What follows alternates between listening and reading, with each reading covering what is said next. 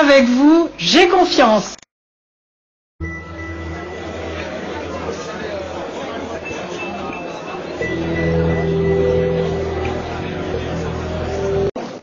Il faudrait que la presse recule un peu parce qu'on va travailler, on est là pour travailler de façon un peu artisanale.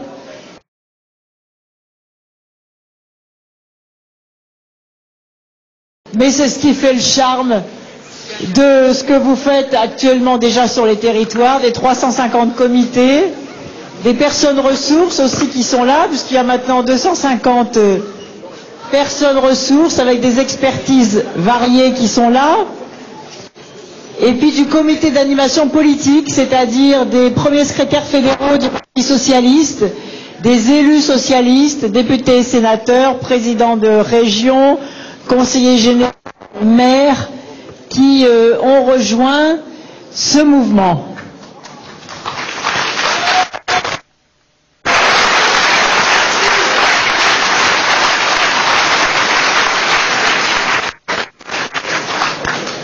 Je ne voudrais pas commencer cette réunion en passant sous silence, puisque en plus la presse m'a interrogé quand je suis arrivée, en passant sous silence ce qui se passe ici, dans ce département de Seine-Saint-Denis, où le préfet vient d'interpeller le ministre de l'Intérieur sur les difficultés qu'il rencontre pour maintenir l'ordre républicain.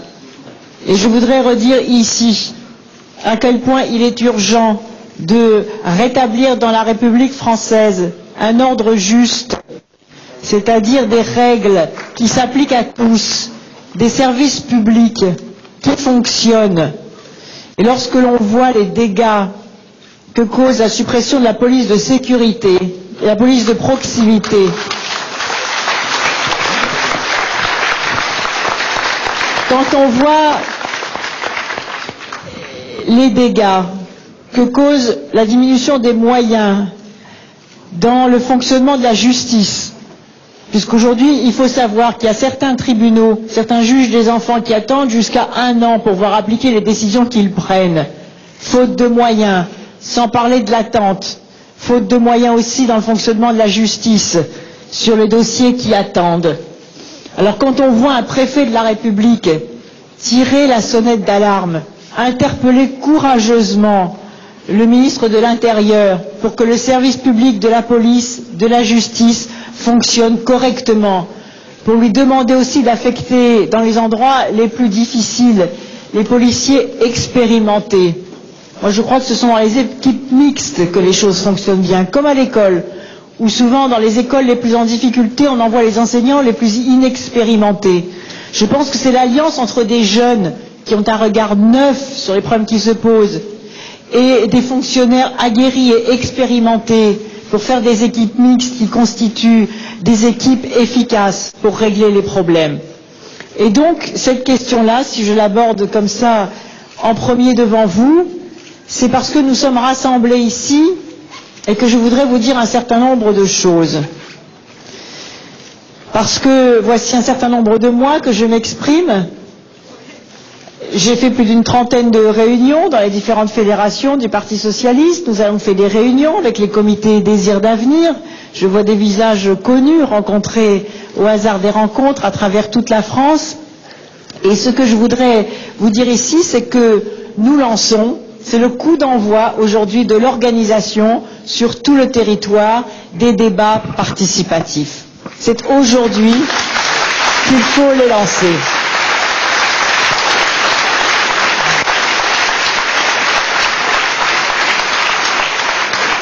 Il faut les lancer parce que les Français attendent que l'on mette le peuple au cœur du projet des socialistes. Pour qu'on dise, pour que chaque Français puisse s'en saisir, chaque citoyen puisse s'en saisir et dire concrètement comment il l'a compris, ce qu'il entend par là et comment nous passerons à l'action si les Français nous font confiance l'année prochaine. Et comme je souhaite avec vous construire la République du respect, pour faire ce travail participatif, nous n'avons pas le droit de perdre du temps. Il n'y a pas pour moi de débat interne et de débat externe. Il y a un débat avec les Français pour les associer aux décisions qui les concernent. Et c'est le sens du travail que font déjà tous les comités Désir d'avenir à travers le pays. C'est le sens du site Désir d'avenir, j'y reviendrai tout à l'heure. Et donc, ce que je vous demande sur l'ensemble du territoire, c'est de vous mettre en mouvement pour organiser des débats participatifs de qualité. Nous proposons 3 thèmes, mais vous avez la liberté de prendre d'autres thèmes si vous avez déjà travaillé dessus.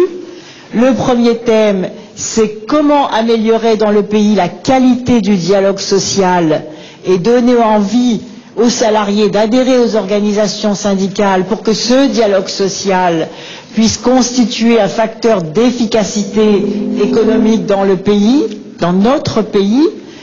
Le deuxième thème, c'est comment la République peut-elle tenir sa promesse égalitaire dans l'éducation.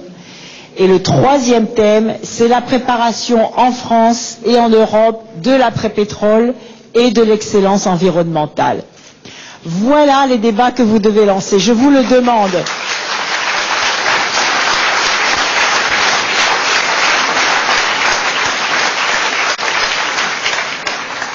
Et puis cette réunion est aussi pour moi l'occasion de rappeler un certain nombre de choses que nous avons aussi précisées ensemble et sur lesquelles vous devez faire débattre autour de vous, dans tous les comités, dans les fédérations du Parti socialiste qui vont aussi prendre en charge les débats. Vous devez faire parler les citoyens sur un certain nombre de thèmes, de valeurs que je décline maintenant depuis un certain nombre de temps. L'ordre juste, je n'y reviens pas, je l'ai évoqué tout à l'heure. L'ordre juste, il faut bien faire comprendre ce que cela veut dire. Ça veut dire lutter contre les désordres injustes. Parce que quand il n'y a pas de règles, ou quand les règles ne sont pas démocratiques, ou quand elles ne sont pas appliquées à tous de la même façon, là, nous avons tout simplement la loi du plus fort. Et la loi du plus fort, c'est le libéralisme. C'est la compétition de tous contre tous. Et nous ne voulons pas d'une société qui déclenche la compétition de tous contre tous ou qui dresse les Français les uns contre les autres. Et donc cet ordre juste...